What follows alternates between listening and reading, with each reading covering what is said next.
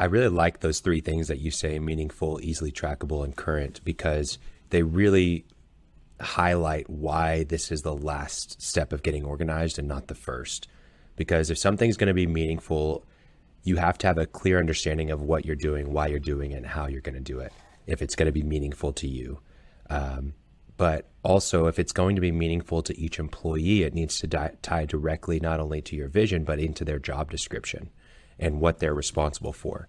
So if you're going to have a KPI for a specific employee or department or role on your team, it's got to tie directly to what their tasks are in a meaningful way. Then as you go into easily trackable, that gets into something that you're probably using a system or a software to be able to track it. And it's got to be accessible, and it's got to be implemented and trained on company-wide for people to be able to track that. And so that's something that you have to do before getting to the KPI step. And then lastly, it has to be current. It means that it's something that's happening regularly and up to date, up to the minute or moment tracked.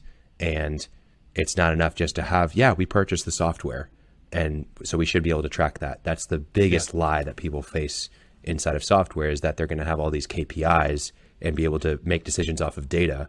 But that's not a software thing that allows you to do that. Sure, it's the tool that finally shows that to you, but it's actually the habit and the routine of using the software by everyone in your company properly that allows you to stay current. A great example is books. You've written a book on this, The Profit Problem, but without books, you're not going to know your numbers, and without current books, you're not going to be able to have meaningful KPIs. So that's a foundational thing. It is foundational, especially if you're ever going to relate activities to profitability.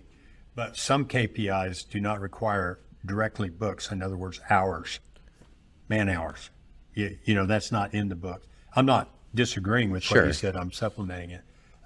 Sales calls made. Sure. Yeah, right? That doesn't require conversion rate. But it does require actively tracking. But you need the information. Yeah. You've got to keep track of hours. The information. Who are we talking to? Just Timothy Wingate, who I think is the next episode, even though we've already recorded it, talked about the really great episode, by the way. Listen to it after this one comes out.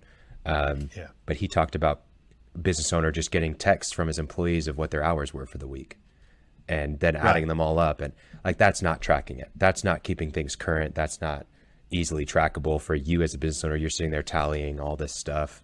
I mean, it's just a mess.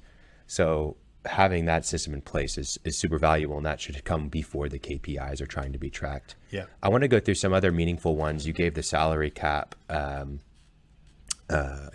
KPI. We've talked in the past a lot about builders having a days to completion on a project, and tracking that religiously, because it's super helpful. Well, that's a really interesting one, because it brings 3 points. Okay. One is, don't have too many KPIs. Okay. A client of mine has more KPIs than you can shake a stick at. I mean, we're talking 50 to 75. And me, I'm always loath to say, don't track that anymore.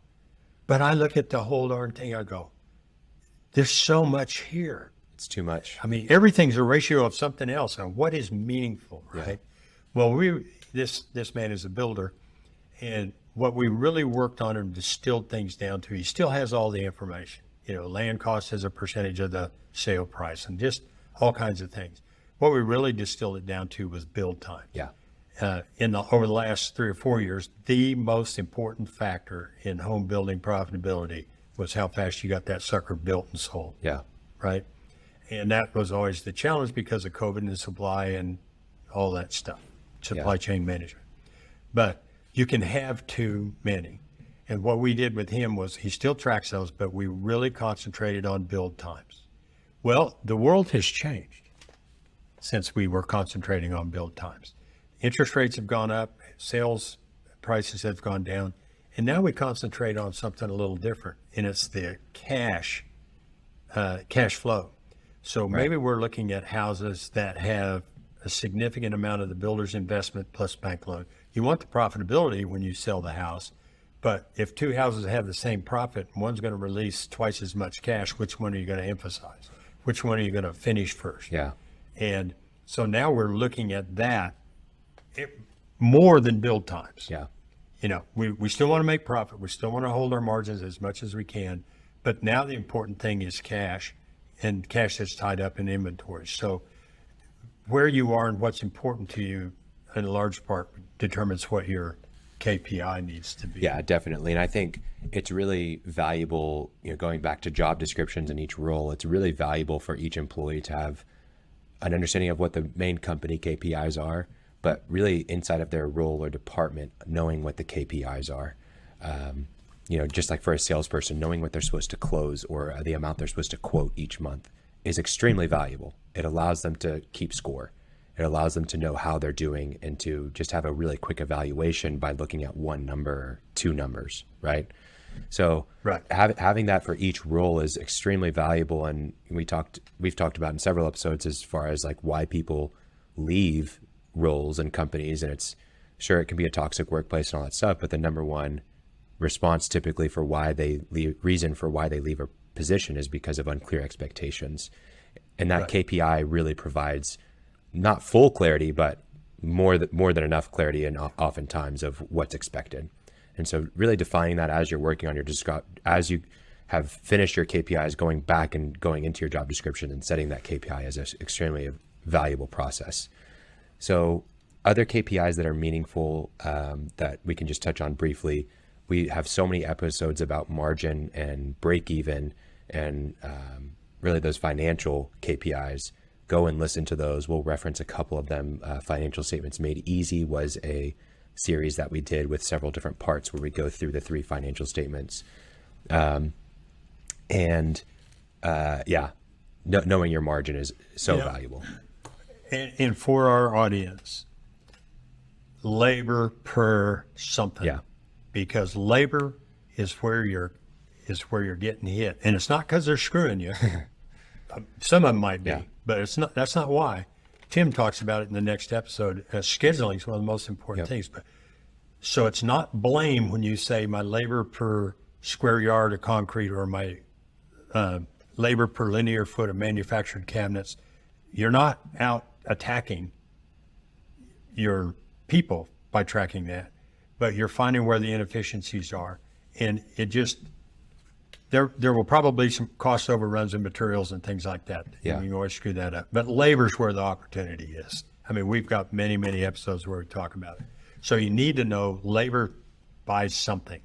Labor per, like I said, labor per square foot or labor per linear foot, but some metric that you can look at and measure and understand. Absolutely. I think on the sales side, I think sales are a very important aspect if you have your margin right.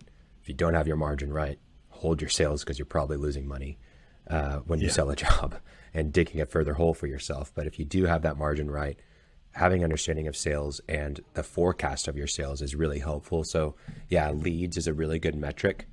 If you have a really good qualified definition of a qualified lead or qualified opportunity for your company, understanding that's really valuable. But then, something that we're doing right now with a service company is just understanding their quotes. That, we know that their conversion rate on quotes is between 25 and 30% given, depending on the season. And so they just need to focus on the amount they're quoting each month. And that salesperson is focused on getting those quotes out the door. And a lot of times we notice that the conversion rate increases at least double if they get the quote sent within 10 minutes of the appointment ending, right? And so just being able to track that stuff is really valuable. And so now they wouldn't have known. They wouldn't have known. And so just by going and understanding the amount quotes sent or the amount of quotes sent each week gives us a really good idea for not just sales, but also what our service department and operations is going to be doing the next week, if it's going to be a busy week or not, and how they should schedule, et cetera. But then also by tracking the times sent of the quotes is really valuable for the salespeople to understand. And so then you create a new process and we increase our conversion rate just from that. But anyways, those are some good ones. There's so many others that you can think about. I know for some companies that have more internal staff, they look at how much time was spent in internal meetings, because that oftentimes is a time suck for them. And so they track their meetings that are internal and how much time each week they spend in internal meetings. And they try to keep that number below 3. So that's another KPI that you may focus on for your office staff or something like that, just to make sure they're getting their job done. They're staying ahead of projects. They're talking to more clients, et cetera, et cetera.